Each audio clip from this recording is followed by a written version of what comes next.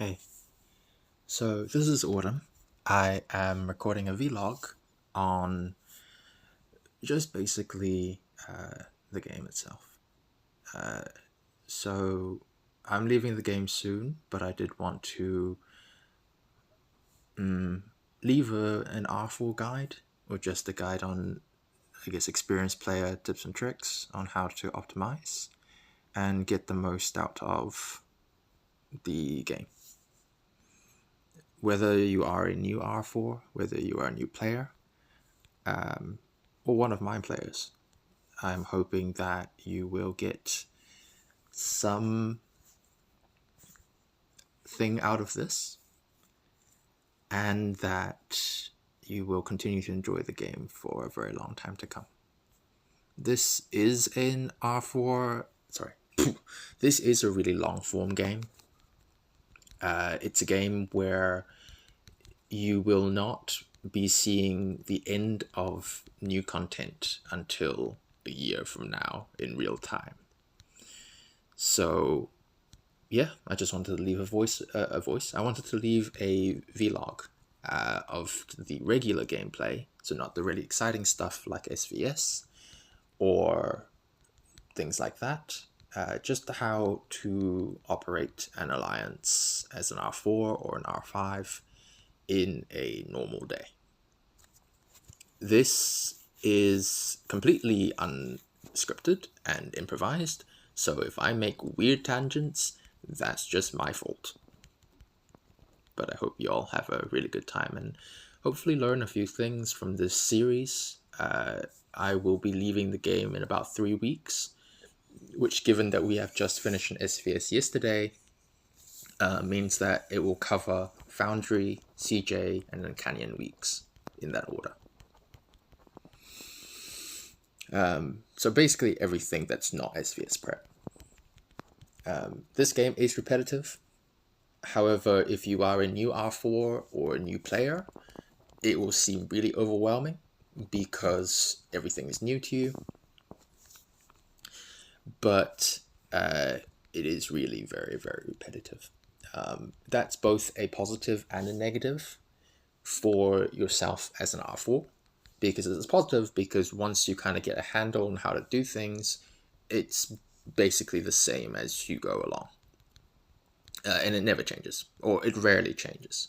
What changes really in this game is the drama, because that is a feature and not a bug. This game breeds drama, and if you are okay with that, it's a fantastic game. If you are not okay with it, if you can, just try to ignore it. If you can't, try to resolve it. And if you can't do either, then probably you'll want something else.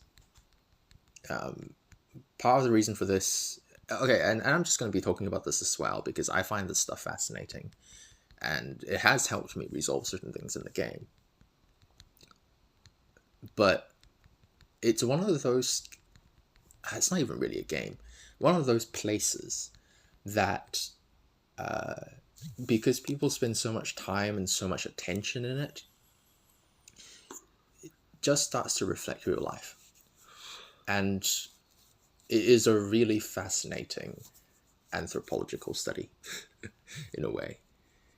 Just because it's just humans, lots and lots of humans, gathering into a place where it breeds tribalism. It breeds you and me, you and us, really, against the world. And yet somehow we still have to try to make it work. And that's, I guess the name really meant something. Whiteout Survival? Yeah. It's survival. But yeah.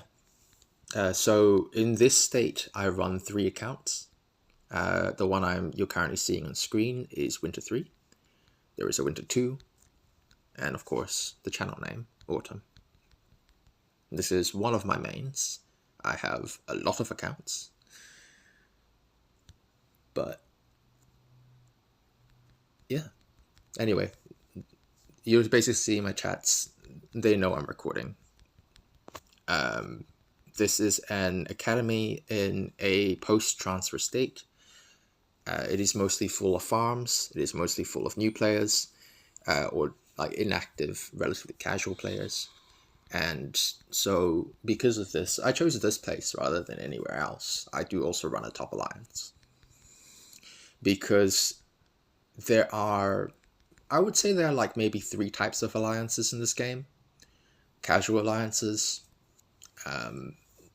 new player late alliances also fall into this category. There's moderate tier alliances, and there's top competitive alliances. If you are a new R4 or a new R5, you will want to figure out which alliance your alliance falls into and adapt the most appropriate strategies for that type of alliance. Personally, and this is a personal thing, I categorize everything in terms of activity.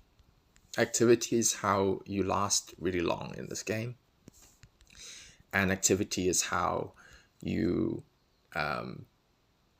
also grow, how you compete, and so on and so forth. The most active alliances play a completely different game to the most casual alliances. It is a very, very, very different game.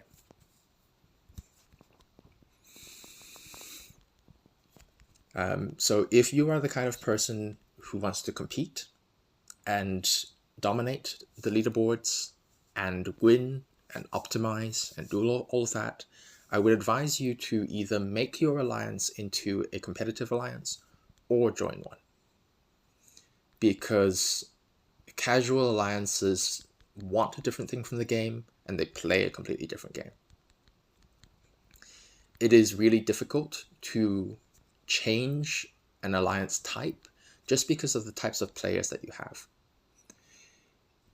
And if you're looking for something different and you're not willing to put in that effort to change the type, then join a different one. You are not locked into place.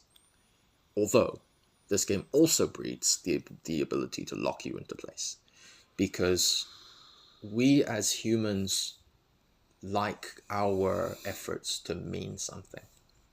And alliances, the symbols, the flags, the shared experiences, they give you the means and the methods to make it mean something.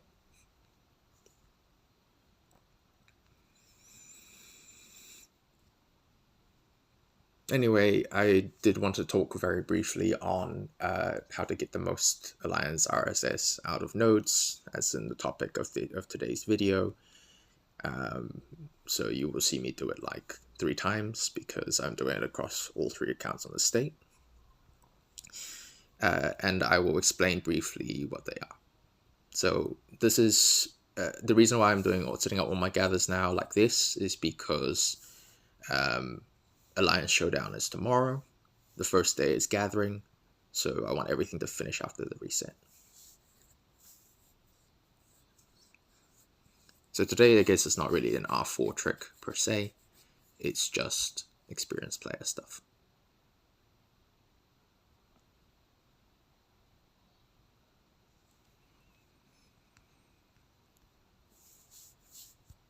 Noting that I am a low spender on all 3 accounts. So I don't buy many packs. Also, they're really expensive for me.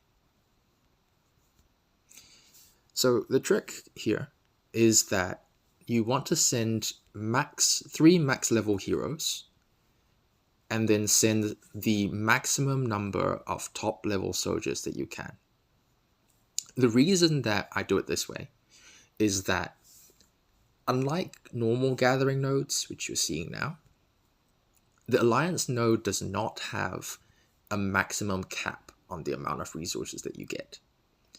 It is entirely based on gathering speed. So, a gathering speed and the amount of soldiers that you send in order to get the most out of it.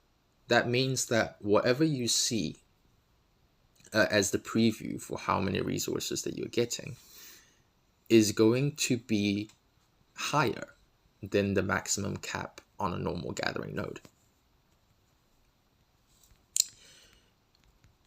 So for example, a normal gathering node that is not the alliance node has 14 million meat, 14 million wood, 2.8 million coal, and 700,000 iron. That's for level 8 mines.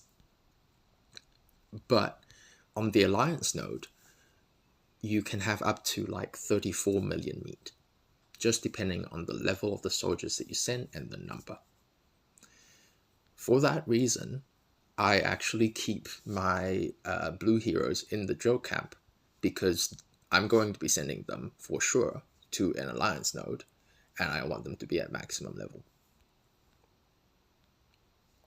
I could, I guess, change the heroes in and out of the drill camp in order to maximize it, but honestly, I do this every day. I'm sick of it, so I just leave them in the drill camp.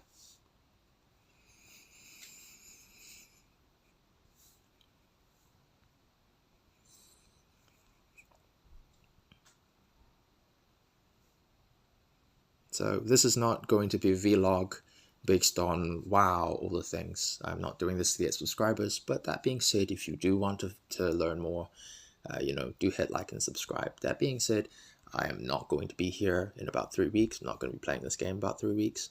So, stick around, watch it. By the time you discover it, I'm probably gone.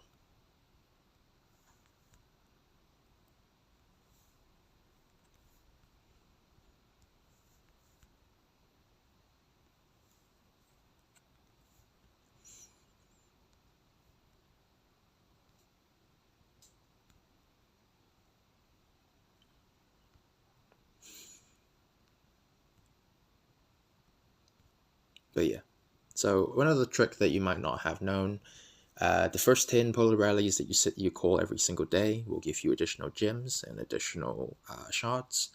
You can actually preview that by highlighting it. I didn't do it in this footage, but you can. So call the 10 highest level polar terrorists that you can, and do leave your auto join on when you leave the game. It helps everybody.